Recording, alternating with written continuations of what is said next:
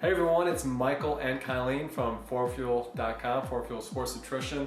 And in today's video, we're going to talk about the recommended protein intake for athletes. So this is a question everyone has, and there's a lot of variations from in season, out of season. Are you a strength and power athlete? Are you more of an endurance athlete?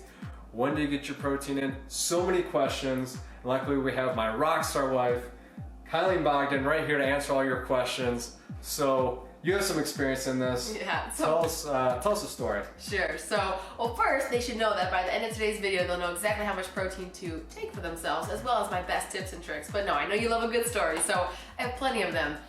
But I think the one that stands out most is I was once working with an athlete who was very diligent about his training. He did everything for recovery, cherry, turmeric left and right. His training sessions were on point. He took adequate rest days. He did everything you could dream of. But he gave me his food recall because he said my muscles are constantly sore. No matter what I'm doing, I don't feel that great. I'm a little bit tired. I'm not really maintaining the lean mass that I want. And again, I'm sore all the time despite everything that I'm doing.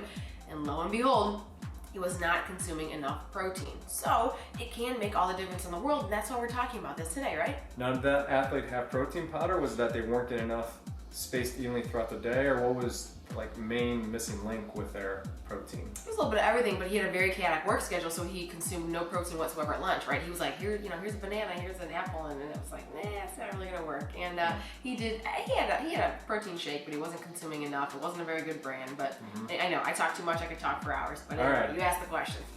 All right. So the first thing that everyone wants to know: what are like the guidelines in terms of how much protein should active individuals have? So, and we're gonna say active individuals because if you're like, crazy busy and you're doing like, tons of yard work, you're also doing some training, like this isn't just for professional athletes. So obviously there's gonna be more for people that are strength and power athletes. You see NBA players, NFL players, it'll be a little bit different, but what are the basic guidelines for most people? Right, and of course it depends on your goals too, but in general, if you look at the research, but also anecdotally, because I believe in looking at both, you're looking at 1.2 to 2 grams of protein per kilogram of body weight. Or for those who prefer pounds, it's 0.55 to 0.90 grams of protein per pound of body weight. So that's kind of the range. Obviously it differs for each person, your sport, your body type, your goals. It depends on what part of the season you're in. So for example, a wrestler, working on weight management, trying to cut weight for weigh-ins, to do it safely and effectively, we have to increase protein. So someone like him may be 2 to maybe even 2.2 grams per kilogram of protein for that short period. I mean, that's just one example of many, right? The petite, tiny cross-country runners who just want to maintain, they would be closer to that 1.2 to 1.4 grams per kilogram, right? So does that give you kind of an idea? So you should fall somewhere between that mark. And if you want to play it safe, I don't know, you can go between 1.4 to 1.5 grams per kilogram. Again, I don't know you, but yeah, it's probably a good exercise for a lot of athletes just to sit down, weigh themselves, look at how many grams they're getting, then do a food diary for maybe 2-3 days.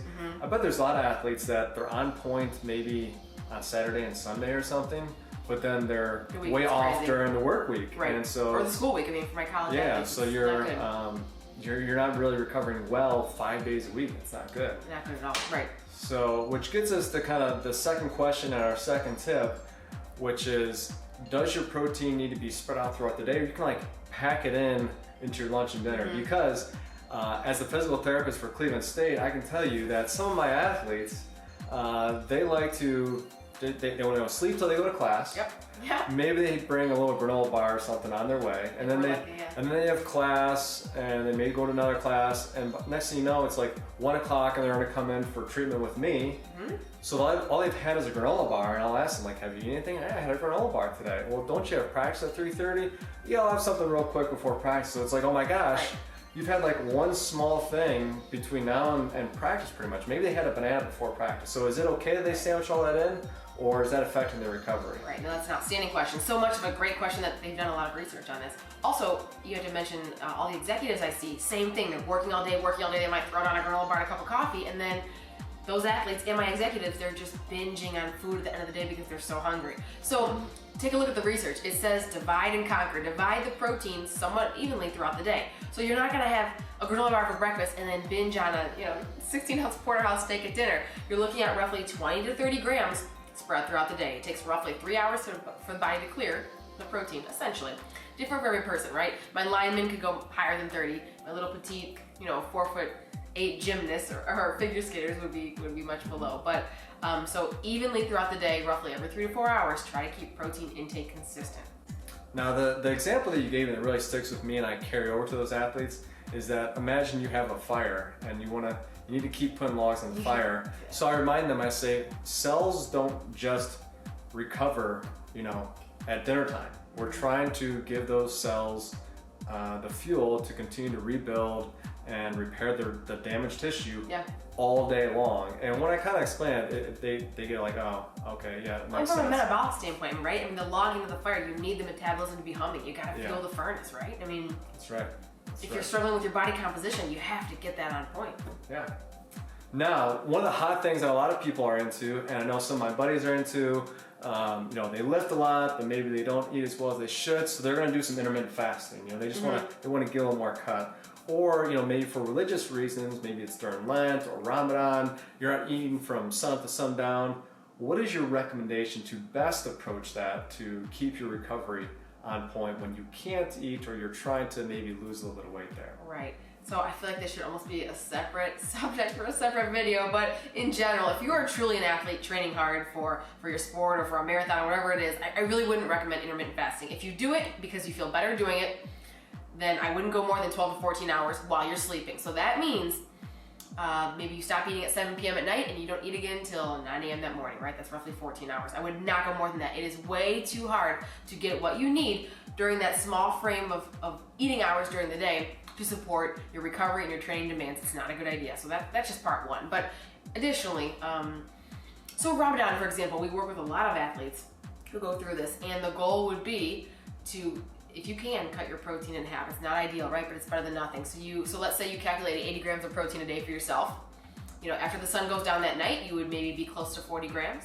Sleep, and then when the sun comes up, before it comes up that morning, you would take the other 40, right? So not ideal, but try to divide as close as you can. So maybe not 4 times a day, but 2 is what you would do. Same thing if you're fasting for Lent or really any other similar reason. Yeah, do not skip protein altogether. That's good. I mean, you do the best you can to stay on point. It's obviously hard. People are, whether they're business travelers or but there's a lot of things that come up. So it's good to know some different strategies on how to approach things. Right. All right. So we want to give them some secret tips from you. You work with NBA players, NFL athletes. You work with all kinds of different athletes. Youth elite figure skaters. What are some of the tips and tricks you can share with everyone to help keep them on point with the recommended protein intake for athletes? Sure. Well, as you said, I'm in the trenches. I'm looking at food journals. I'm asking questions. I'm studying body composition. So this is coming straight from the source, right? So one thing when I'm looking at food journals, it is really, really hard sometimes with chaotic schedules and intense training to get what you need through food alone. Of course, we are a food first team. I'm a food first dietitian, but it's really hard sometimes if your protein intake is fairly high. You calculated 120 grams, 140 grams for yourself. I wouldn't really necessarily recommend crushing chicken and beef all day long. I know people do it, but try a really high quality protein shake. I think maybe you'll put we have a really good blog post on the best grass-fed whey protein powders because grass-fed matters. And if you look at a lot of protein powders, they're full of junk. I go over that with some of my athletes. I'll say, hey, can we just look at the ingredient label and let's compare these? And like, oh my gosh, there's all kinds of silicone dioxide. We don't want that stuff. That's gonna fatigue you. So high quality protein powder matters. There's a lot of really great plant-based protein powders out there. But we will have a link to our best grass-fed whey protein for people to look if they want some ideas on the best protein powders. Right, so if you're in a hurry, you can do it for a meal, but ideally I'd rather you eat real food for your meals and then have a really high quality shake for recovery, or maybe a snack, a pre-workout, smoothies, something like that. But anyway, don't be afraid to incorporate a really good quality powder once a day. Number 2 would be, don't be afraid of plant protein. It's great to have a mix of animal and plant, right? It's nuts and seeds and peanut butter and even broccoli, quinoa, right? So plant protein is a real thing, it's a great thing, but mix it throughout the day. You don't have to eat beef and pork and chicken all day long. I have these athletes that come in, depends on the sport, but they're carrying like 5 Tupperware containers all day and eating meat all day long. Okay, all right, but it's great, but sometimes it's a little harder to digest, and I would recommend, incorporating something different, nuts, seeds, hemp protein powder, whatever, right? So that's number 2. And last but not least, number 3 is you have to prepare. You have to, especially if your schedule is crazy. Think about it. If you're in a hurry and you don't have something quick to heat up or high quality meal that you can just pull out of the freezer that you froze from before or whatever, you're just gonna grab the banana or the granola bar, or you'll grab nothing, and then you're playing catch up the rest of the day. You have to plan the protein. You will feel better, you'll feel more energized, you'll recover better, and you'll just reach your goals a lot easier. You know? I think another big tip and something that's been life-changing for me is learning how to make a really good smoothie. I actually had a patient the other day who was a marathon runner, and she's done marathons all over the world. She said she's never made a smoothie. I was like, you know, oh my gosh, to me it's so crazy. And that's how we live. I mean, yeah, because you can put all kinds of nice greens, you can put your protein powder, you can put your BCAAs, you can put all kinds of really healthy stuff, some healthy fats in there. And when you're on the go in between meetings, and when I'm going to Cleveland State in the afternoon, I don't have time to sit and eat. It's how you can really keep your nutrition on point.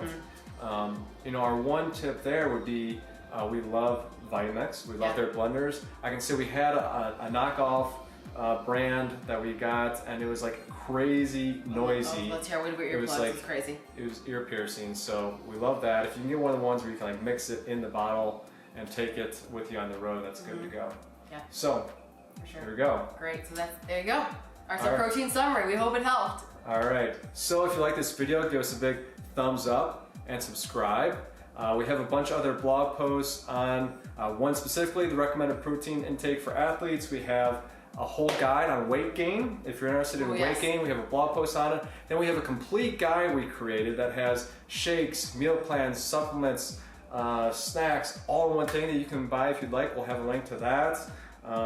We have the 13 cleanest protein bars on the planet. We'll put a link to that. So if you like this, give us a big thumbs up, share with your friends, and subscribe so we can share this and continue to grow our community. Check us out at FWDfuel.com. That's our blog, and also on Instagram. It's FWDfuel.com. Ciao.